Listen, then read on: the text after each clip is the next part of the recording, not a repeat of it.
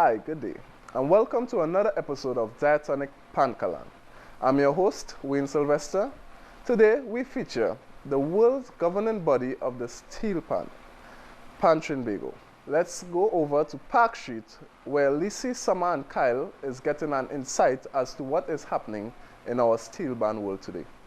So now I'm sitting in the office of the president of Trinbago, and with me is the president himself, Mr. Keith Diaz.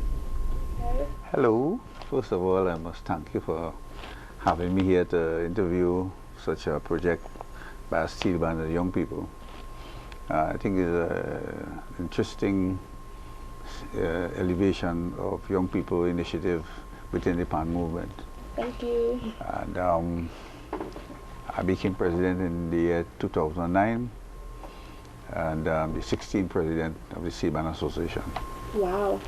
Okay, so how long have you been in the administration of Trinbago? 2009, in Trinbago. Well, that is a long story because I remember I got involved in the steel band movement with the organization way back in the 70s when Adam Smith was president.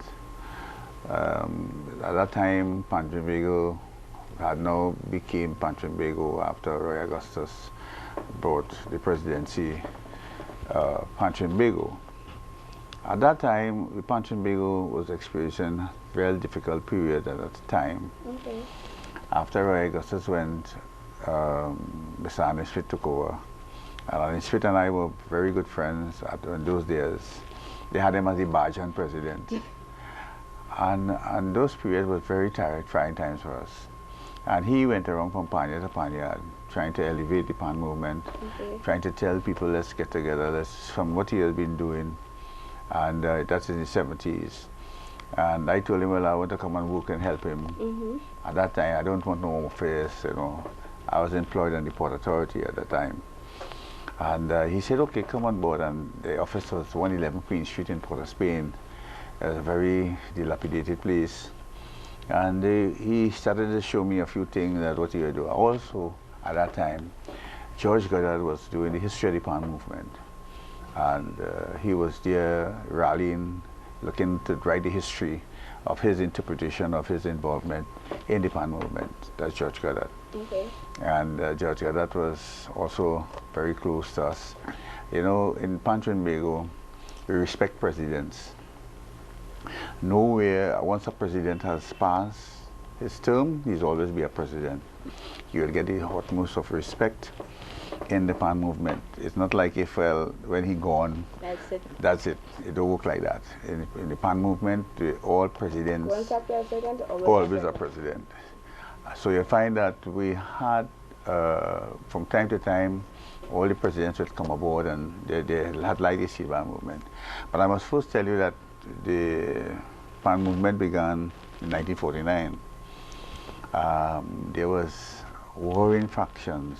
When I say warring factions, at the early years, I was born in 49, so I was really a baby at that time. And Sidney Gallo, our first president, and Nathaniel Critchlow, our second president, decided to come together with Carl Kerr and quite a number of Carlton Badai and Oscar Pyle and all these guys to form an organization to represent steel bandsmen of Trinidad and Tobago.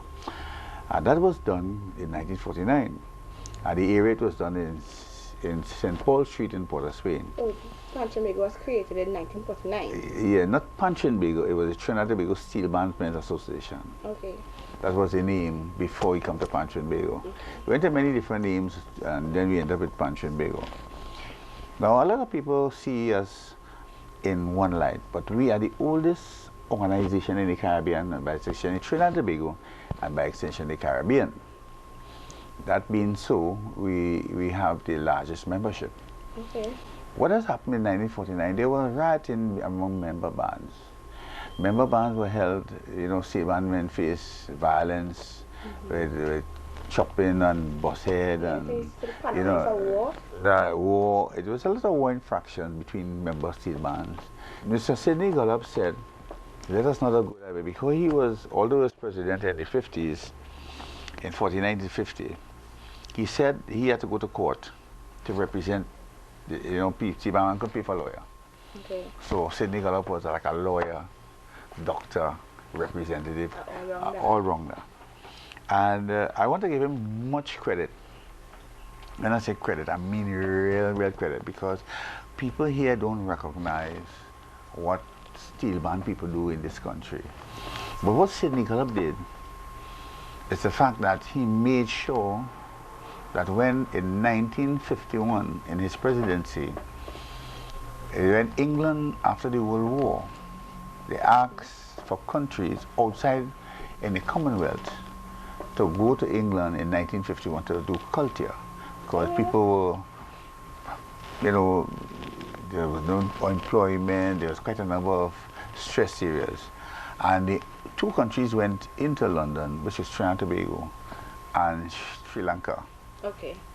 which was Ceylon in those days.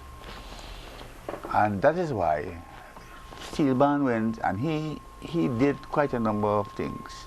He had a concert in Globe Cinema. He put a bicycle and was 2 shillings to go in the show to get money to raise to go to England in 1951. He ride a bicycle from Port of Spain to San Fernando advertising. That's a good ride. And when he reached McBain, rain meet him in the center, rain fell, and he went him, he never stopped riding. And for 40 years since, to get that money to send steel band men, he didn't go, but he sent Anthony Williams, Ellie Manette, and Winston Spree Simon, from South, and quite a number of the Taspo group that went, right, into Taspo and went to England in 1951. And that is how Pan started to go international. Okay. And from 1949 to now, what has Trinbago done for Trinidad and Tobago? Well, if I go to strategy, so we will just go the film and have no role there. So. But what I could tell you is that we have done quite a number of things. We had quite a number of interesting people. You have each president, Sidney Gallop, then to bring organization structure, you had Nathaniel Critchlow. Nathaniel Critchlow was head of the NUFGW at the time as a member of the NUFGW, as a trade unionist. And he helps these laws and guiding laws for the development of the Pan movement at the time. So he works very hard in structuring the laws on which we operate, and part of them we operate still today. Nathaniel Critchlow, he's gone now, so this was the second president. What happened at the period when George Keller came in, he decided let's have festival, so we could play music festival and classics and all these things, and have a structure, and they were going all different ways and so on. So in 1963 he said let's organize a panorama, and this panorama, that's when the involvement of the government came in place. The first prize was how much? $100 a case of rum and all these things, yeah, and a teacup set. You know, that was the prize, a teacup set. Imagine a teacup set for Panama. And Mr. Goddard was very relentless in his devotion in making sure. In those days it was 50 cents to go. They had no north stand, they had a grandstand there. And when they had no stage to go on, the panorama began with the track. Dust, there were dust on the tracks and so on. Panmen used to block up the savannah where it is now. They would block up with galvanized and so on and charge 50 cents to go in. And fellow would be storming to go inside there. The organization was paying 50 cents to go in and $1, and so it went up and up and up and up. And after some period, we built the north stand to accommodate additional things. Today we have the north stand, the greens, and the greens and so on. So we did going through our thing. So each president did something. Every country in the world puts any kind of money for development. We have oil in Trinidad, it's about small. Our nation is just over 1.3 million people. And what we have, they spend a amount of money in oil. Everything is in development. Texaco, when the union fighting them, they put in money into Texaco for development of the oil pump and this and that and everything. Training, see, we have one of the best engineers in the world for oil and so on. Yeah. They're not putting no money into the development of the steel band. And that is one of the things that I'm very, very serious and sore about. We need to, as a nation, we have a circle in Japan. It's the only instrument that you have a complete circle that have 36 notes. The notation is separated by grooves, like what Pythagoras found out many centuries ago. We found out by the great man called Anthony Williams. He formed the cycle of the fourth and the fifth. The only instrument in the world you could find that is in the pan. No other instrument since Pythagoras found out that. You see how far Pythagoras was way in thing. Right. And now, after he found out that, Trinbago, Anthony Williams going to university, he came up with the fourth and fifth when he had the spider web. And how he did count the notes and he did the count and that's how he say every fourth note and then fifth note he get this and that's how he get the fourth and the fifth. So he called it the fourth and the fifth. He didn't even know what, he didn't study Pythagoras. Look at him there. That is a man. Right now he's ill and in the hospital. He is a man. He is one of the great icons. And when we fight to get him, well, they finally give him an award, the highest award in the country, which he deserved that. I think I have him as a great mentor, a great man. I will always talk about him. Anywhere I go, he is something that we need to let every pan person in the next 100 years know his name. Yeah, no, serious. He did so much for the pan movement. So what are some of the thoughts of Panorama for 2015? All right. Panorama began in 1963. When it started, we were on the track, as I mentioned. Then we had the North Stand. Out of all the cultural groups in the country, Trinbago have the largest forum. We have the largest percussion festival in the world. The largest. There's nowhere else in the world. You know, steel band is a percussion instrument. And there's no other festival in the world that have so many people. 11,000 people taking part in a festival. It's only in Trinidad and Tobago. The second thing is that we came up with an idea when the acceptance of Pan began to grow with the acceptance of Panorama. What we have done is come up with an aid to attract young people. And the Greens is what it is. Now, we found a way to attract you young people to come to air. When they come to the Greens, where they went in Savannah, they came to Panorama. And as they get older, they'll go to the North Stand, and as they come older, they'll come to the Grandstand. Right. And we're coming up with new initiatives, and next year we'll have a new initiative, and we're coming with the International Panorama. Already it is generating interest. People are going to come from far, from England, America, Canada, the Caribbean, France, and Europe. They are coming. For Trinidad? For 2050. 2050, you have an international panorama? Yes, from the second to the... It's a conference to set the center of authority for the international body, steering committee, and the panorama would be the international invited people. Now, in our constitution, we are one of the few people that have a constitution where any foreigner could come and play pan in Trinidad and Tobago, but they have to pay. It's in our constitution. We don't block anyone. Have you ever heard about a tourist being blocked to play in Panorama? Never. And these are some of the things that people need to know. They have to pay 100 years, but they are being paid too, but they have to pay. Well, Mr. Diaz, it was nice speaking with you. We get a lot of information and I enjoyed all your stories. But now we're going to go across the summer and see what she's doing. All right. Well, I want to tell you young people, before we started off in the pan world, there's nothing like this. And if we have our young people now, I hope more young people see what you all are doing and gravitate towards that. Our nation would have, like, see movie screens. If you watch the Westerns, Jesse James and Frank James, we should do more of this so we get to know the history of the pan movement and know where you come from to know where you're going.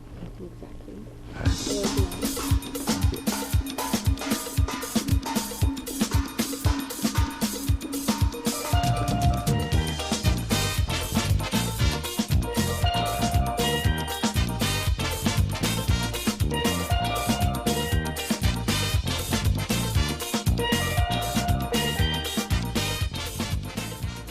Felicia. Well, now I'm here with Mr. Michael Joseph, the chairman of the South Central region of Trinbago. Good evening, sir. Good afternoon, my dear. How are you? I'm fine, and you? You look fine. I'm fairly good. Alright, so, Mr. Michael, how long have you been the chairman of the South Central region of Trinbago? Well, in this dispensation, I've been there from 2012, last election, this term. And have you held any other post in Trinbago? Well, I've been the chairman for some time in the 80s of the South Central region. I've also held the post of the PRO, Public Relations Officer, under Mr. Patrick Hannell. And here am I again as the chairman of the South Central region. You're I love this. Ah? Sticking around here, I love it. If I love it, it's part of my life. Part of your life. Yes, pan is the life. Hearing that it's part of your life, what made you get into the whole steel pan movement? What made me get into the whole steel band movement? I don't know. I don't think that I got into the steel band movement. Yeah, the steel band movement got into me. Yeah, I was born and bred in Marabella, just off Point up there. And growing up, we had a steel band called Southern Marines, and it was the oldest steel band in San Fernando, or maybe across Trinidad presently. Yeah, I'm second generation Southern Marines. In growing up, I know my mother, my aunt, my uncle. Well, he was involved in mass, bringing mass for Southern Marines. And as a little fellow, when my mother and them line up all the road to see the band go off to San Fernando, I'm there in her dress tail.